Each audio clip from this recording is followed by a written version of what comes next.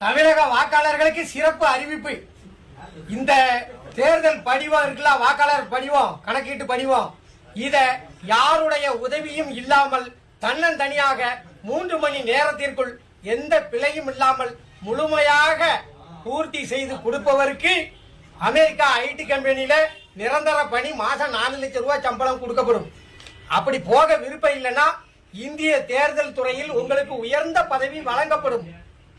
என்னடா ஏய், ஏண்டா எங்களை இந்த படிக்கும் போதே நெஞ்சு வலிக்குடா, ஏண்டா எங்களை இந்த துன்பப்படுத்துறியா? நீங்கெல்லாம் படிச்சுட்டு வேலைக்கு வந்தேலா? மாடு மேய்க்கிறவனுக்கு கூட நல்ல மனிதாபிமானம் உள்ள அறிவு வேலை செய்யுமே. படிச்ச உங்களுக்கு அறிவே இல்லையா? இதை எந்த பையன் பூர்த்தி செய்வான்? போன தேர்தலில் ஓட்டு போட்டதே யாவும் இல்லை.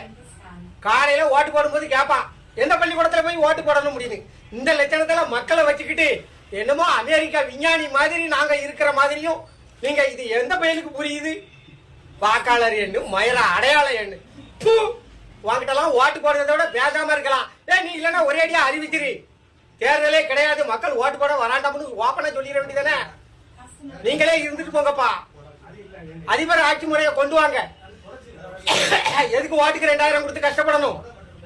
என்ன சாதாரண எனக்கு இவனுக்கு படிக்க தெரியாது, நான் எவங்கிட்ட போய் பூர்த்தி செய்ய? படிச்சவனுக்கே இந்த பாரத்தை பூர்த்தி செய்ய தெரியாது. என்ன கேவலப்படுத்துதியே நீங்க? ஒரு எளிய பாமரனுக்கு புரியாண்டாமா? என்னவா 100% கல்வியறி, 100% படித்தவனுக்கே இதை பூர்த்தி செய்ய தெரியாது. நான் ஆனா சவால் விட்டு சொல்லுதேன்.